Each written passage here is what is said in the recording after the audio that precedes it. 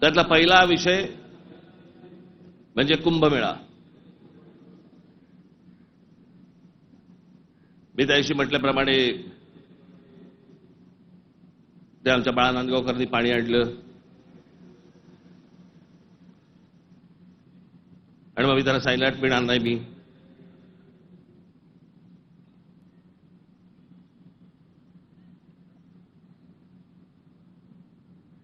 मग नव्याने वारं शिरलेल्या काही हिंदुत्ववाद्यांना असं वाटलं अरे मी कुंभमेळ्याचा अपमान केला. मूर्ख आहात का?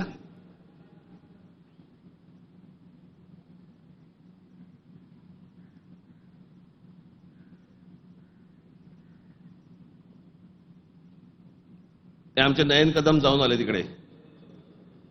कुठे नयन? कसं वाटलं?